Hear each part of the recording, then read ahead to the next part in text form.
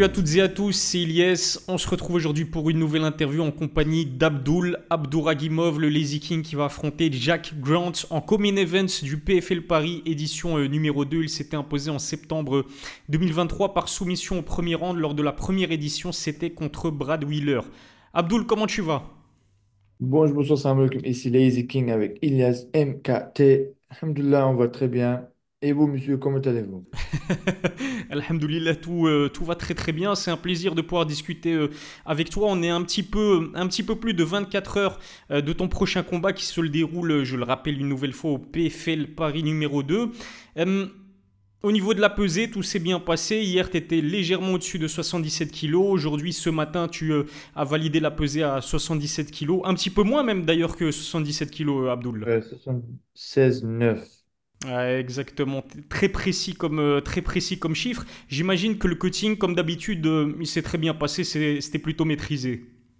Oui, ça s'est très bien passé. Plus on avance, plus on a l'expérience. Du coup, voilà, c'est plus facile maintenant. Et alhamdulillah, ça fait plaisir parce que quand c'est le cutting, c'est quelque chose de difficile quand même. Ça, c'est beaucoup stressant pour le corps. Donc, quand ça se passe bien, ça fait du bien.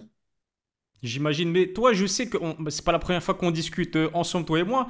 Il me semble que toi, tu transpires assez facilement, donc c'est plutôt une bonne nouvelle avant de valider une pesée. Oui, c'est ça, ouais. Je transpire assez facilement, alhamdoulilah. Chacun a un organisme différent. Moi, le mien, j'ai un métabolisme qui fonctionne bien. Du coup, je transpire très facilement, même dans la journée normale. Comme ça, je suis quelqu'un qui transpire rapidement, quoi. Donc, du coup, ça me facile pour le cutting.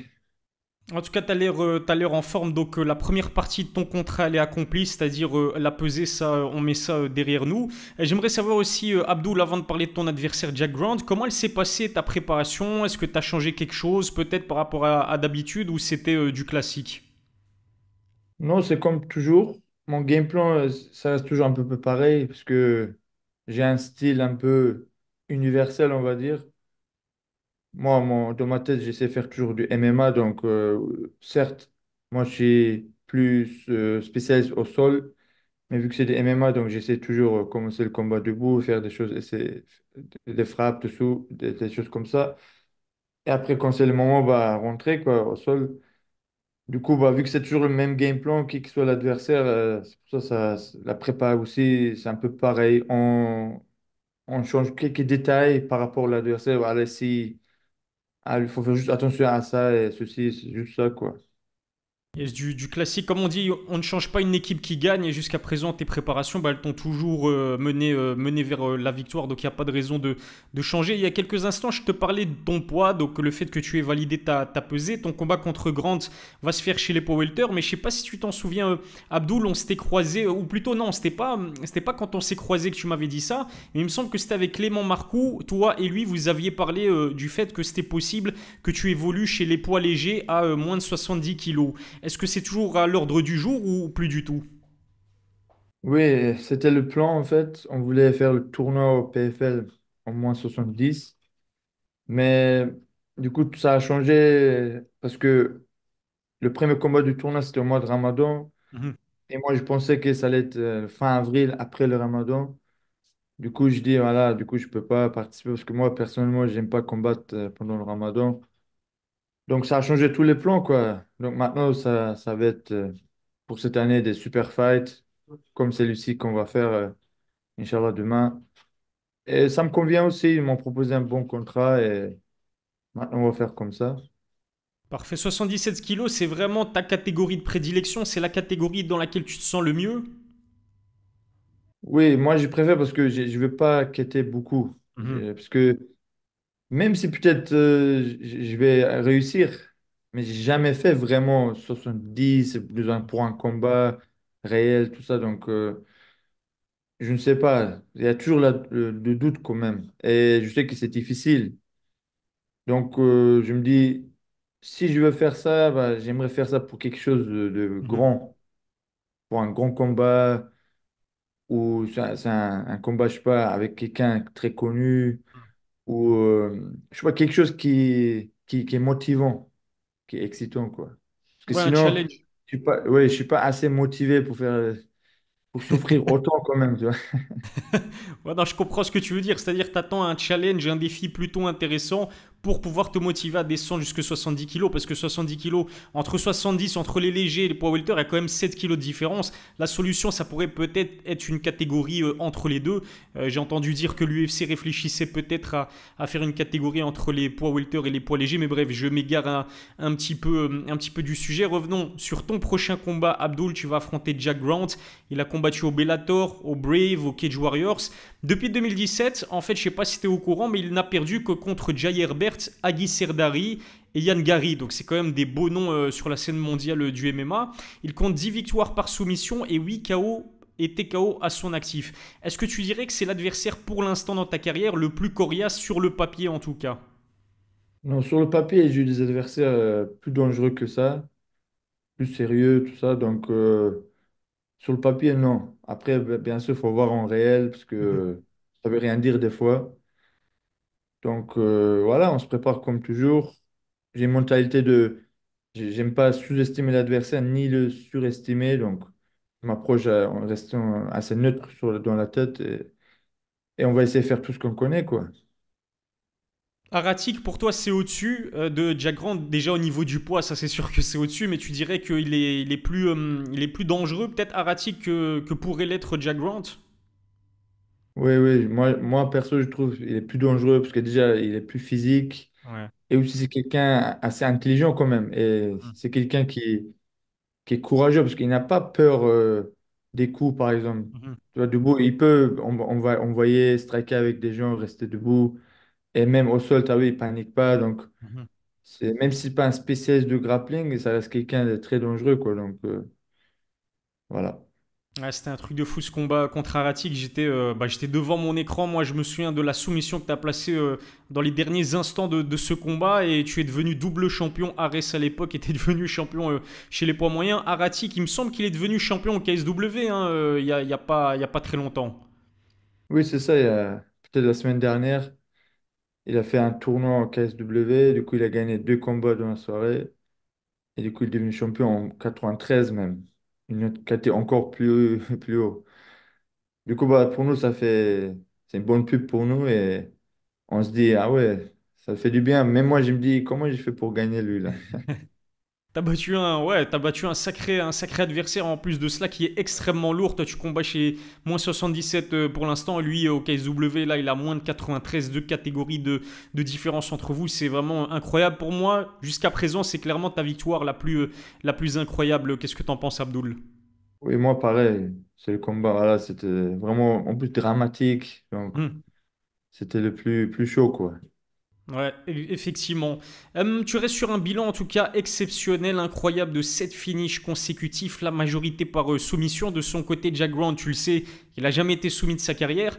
Est-ce que tu vas forcément tenter de le soumettre? Est-ce que tu vois ça comme un vrai défi et peut-être quelque chose à prouver? Non, honnêtement, non, parce que j'aime pas me bloquer sur une chose comme ça. Et peut-être je vais rater d'autres occasions dans le combat. Donc, comme je dis, j'ai essayé de rester neutre. Comme ça me permet de prendre tout ce qu'il y a. Si je peux mettre KO, je mets KO. Si je peux finaliser, je finalise. Et aussi le truc de, il se fait jamais finaliser. Moi, je m'en fous un peu de ça parce que ça veut rien dire. Mhm, Parce que ça veut dire une chose déjà que on peut dire, ça veut dire qu'il n'a pas encore fréquenté quelqu'un qui est vraiment fort au sol. Parce qu'on commence dans le MMA en général, déjà, le niveau de grappling n'est pas ouf. Pour trouver des vrais grappleurs vraiment qui savent finaliser dans le MMA, c'est pas évident, il n'y en a pas beaucoup, hein. Parce que même des fois, des gens qui ont un parcours de le JJB, quand ils font du MMA, ils finissent à faire du striking. mhm, Du coup, même eux, ils ont perdu leur grappling un mhm. peu, ils ne pratiquent pas. Donc, quelqu'un comme Damien Maia, par exemple, qui est vraiment focalisé sur le grappling, JJB, donc il n'y en a pas beaucoup. Donc, c'est pour ça aussi. Bon, moi, ça me dit rien. Parce que si dans le circuit du grappling et du JJB, il se fait finaliser plein de Ouais, fois, ça c'est sûr. mhm, Donc, tu vois, ça veut rien dire, quoi. mhm. Ouais, t'as pas tort. Et puis, je sais pas si t'as vu cette intervention de sa part sur une vidéo du PFL, il me semble. Il faisait référence justement à ton combat contre Aratik. Il a dit en fait que s'il se retrouvait dans la même situation que qu'Aratik en clé de genou et qu'il restait 15 secondes dans le combat, lui, il taperait pas. Est-ce que tu penses que c'est un combattant doté d'un mental d'acier comme ça? Est-ce que tu le prends au sérieux? Déjà, j'ai même pas regardé ça et en plus, c'est facile de le dire. Mhm. En général, ceux qui sont forts mentalement, ils disent pas ça en général déjà, s'ils sont pas obligés de le dire. Donc, pourquoi il dit ça? Donc, déjà, ça veut dire, c'est quoi ça? C'est pour, il essaie de dégrader, quoi, en gros, son adversaire en disant, Mhm. voilà, il perdait, voilà, et tu vois, moi, je tape pas à ça. Bah, ok, pas de problème. S'il veut dire ça, bah, on va casser alors. Donc, s'il tape pas, il n'y a pas de problème, on va casser. Donc, t'inquiète pas pour ça. Nous, on va pas hésiter. On a appris parce que au début, quand on commence le sport, tout ça, il y a des arnaqueurs comme ça. Ils font semblant de taper, tu vois. Après, tu relâches. Après, il sort, il dit non. Ou il y en a même carrément, il tape. Si l'arbitre il l'a pas vu, après, il dit non, non, j'ai pas tapé. Donc, il y en a beaucoup des gens comme ça. Donc, surtout dans JJB, donc on a l'expérience avec ça. Donc, je m'en fous ce qu'il dit. Et s'il tape pas pour nous, il n'y a pas de problème. On va aller jusqu'au bout pour casser. Voilà. Ça fait plutôt froid dans le dos. Fin janvier, Abdul, j'ai vu que tu t'étais entraîné avec un certain Khamzat Chimev. Je suis obligé de t'en parler. C'était à Dubaï. J'aimerais savoir, Abdul, qu'est-ce que tu retiens de cette séance avec Khamzat? Voilà, c'était une très belle expérience. Au début, je ne savais pas à quoi m'attendre. Et après, on nous a très bien accueillis, très chaleureux, donc très respectueux. Et j'ai appris que, voilà, je prends exemple de sa mentalité, quoi, de son caractère, de son travail acharné. Et voilà, tout ça, j'essaie de prendre exemple. Et je vais essayer d'imiter ça. Et en tout cas, ça s'est bien passé. Très bon entraînement productif et enrichissant. Il est aussi fort qu'on le dit? Oui, c'est quelqu'un de très fort. Surtout, comme je dis, c'est son caractère qui fait sa Mhm, force, quoi. C'est son mental. Parce qu'en fin de compte, c'est toujours ça qui fait la vraie force d'un homme. mhm, C'est son cœur, son caractère, son âme, quoi. Donc, on peut avoir le corps, le meilleur corps dans le monde, physique, tout ça, les muscles.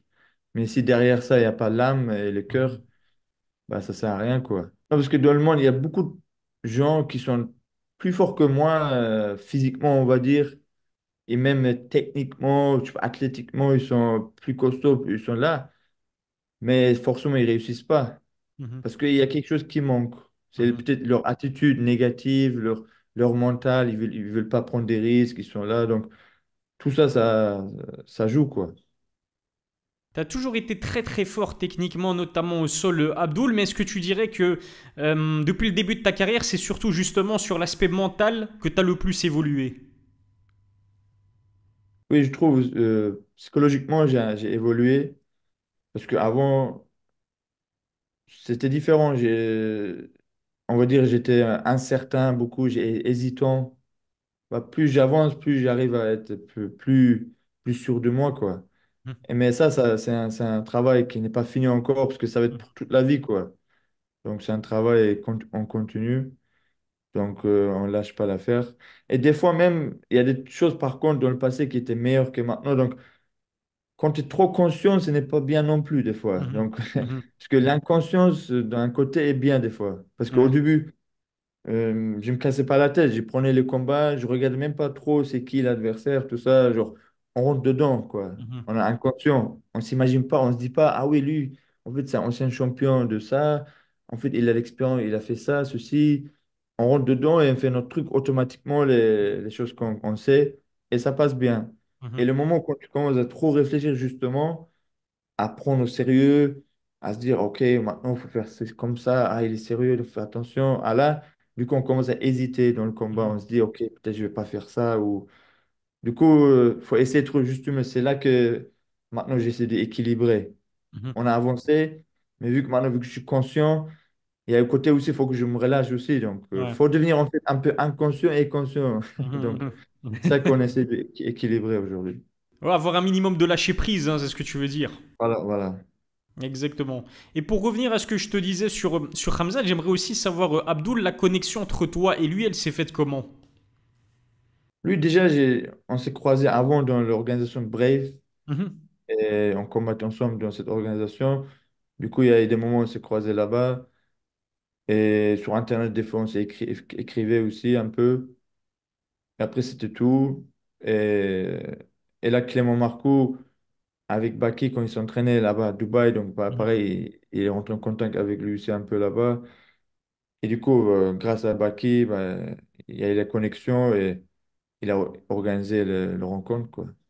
Ouais, super. Franchement, tous les fans étaient très contents, d'ailleurs très surpris de te voir aux côtés de Khamzat Chimaev. Il y a des rumeurs aussi qui disent que peut-être il sera là demain, jeudi 7 mars. Est-ce que toi, t'en as entendu parler? Est-ce que tu en sais un peu plus? Oui, pareil, moi aussi, j'ai entendu qu'il va venir, donc je sais pas plus que vous.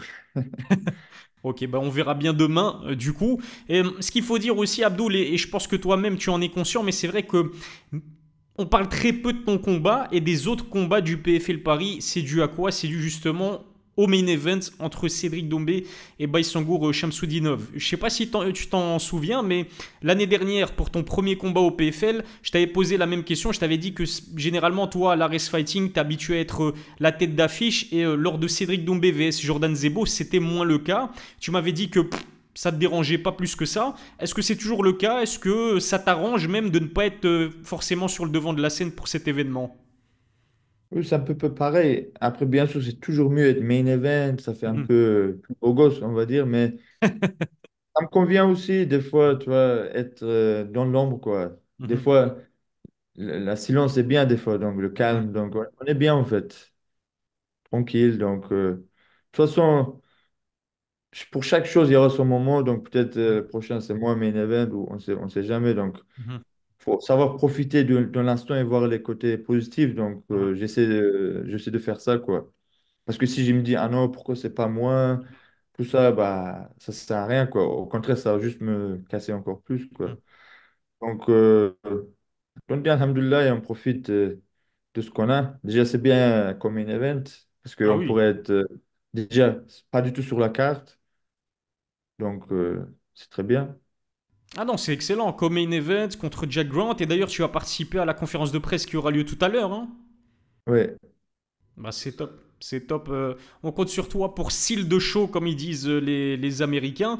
Qu'est-ce que j'allais dire aussi? Oui, tu parlais des aspects positifs dans le fait de ne pas être forcément au devant de la scène. L'un des aspects positifs, c'est le fait d'avoir forcément moins de pression sur tes épaules et peut-être de préparer ce combat de manière plus sereine, c'est possible? Oui, il y a ça aussi. Il y a aussi le fait que c'est moins. Il y a pas le côté médiatique, tout le monde parle, Mhm. tout ça. Tu vois. Parce que quand il y a trop d'informations qui rentrent dans la tête, tu réfléchis trop des fois. Du coup, Mhm. ça peut te casser. Si tu gères pas, ça peut te casser, quoi. Mhm. Est-ce que tu t'attendais justement à un tel engouement pour ce Cédric Doumbé vs Baki? Parce que franchement, ça explose, hein. Depuis l'annonce du combat jusqu'à aujourd'hui et jusqu'à demain, certainement. C'est un truc de fou. Abdoul, est-ce que toi, personnellement, t'avais déjà vécu un événement aussi attendu, on va dire? Pas comme ça. Mhm. Moi, avec Karl Moussou, c'était déjà un peu pas mal Ouais. médiatisé. Mhm. C'était pas mal. Personnellement, de ma carrière, voilà, c'était, on va dire, le combat le plus médiatisé, comme ça. Donc, ça parlait beaucoup. À part ça, bah, maintenant, c'est Cédric Doumbé et Baki que je vois personnellement, quoi. Mhm. Que c'est vraiment niveau, très haut niveau, quoi. C'est des superstars, quoi. Mhm. Ils ont un très grand fan base, quoi, les deux. Exactement. Une dernière question à propos de ce Cédric Doumbé vs Baki. Évidemment, je vais pas te demander ton pronostic, mais j'aimerais juste savoir, Abdoul, si sportivement, c'est un combat qui t'intéresse. Oui, comme ça, oui, moi aussi, je suis curieux, comme tout le monde, de voir. C'est justement ça qui est bien dans les combats. Quand tu sais pas. Mhm. Parce que quand c'est trop sûr, par exemple, on va voir Francis Ngannou contre un mec inconnu, un mec qui est bidon comme ça. Ah oui, on sait qu'il y a toujours une surprise possible, mais là, voilà, il est trop favori et tout ça. Voilà, ces combats, tu l'attends pas trop, tu vas regarder vite fait comme ça. Mais là, il y a beaucoup de questions encore, parce qu'on ne sait pas encore tout sur Doumbé. Mhm. Donc, c'est ça le truc qui fait que ce combat, il est intéressant. Donc, Mhm. j'aimerais voir. Parce que vu qu'il débute quoi, le MMA, on va dire, Mhm, mhm, dans le MMA, en tant que combattant MMA, il débute quoi. Il n'a pas encore 10 combats. Donc, faut voir comment il va faire maintenant contre un adversaire sérieux quoi. Parce que dans sa carrière, il n'a pas eu quelqu'un comme Baki, on va dire. mhm. Donc, c'est ça qui est intéressant de voir. Ouais, ça va être super intéressant et ton combat aussi va être très intéressant. Abdul Abdouragimov vs Jack Grant, comme main event du PFL Paris. Abdul, merci beaucoup d'avoir répondu à mes questions. On est à un peu plus de 24 heures, je le disais, du PFL Paris. Est-ce que tu as peut-être un message adressé à tes nombreux fans et aux personnes qui vont regarder cette interview? Comme d'habitude, merci à tout le monde qui me supporte, qui me suit. Ça fait plaisir de voir voilà, qu'il y a un grand support derrière. Et essayons de profiter de la soirée demain et même amener acheter du popcorn et let's go.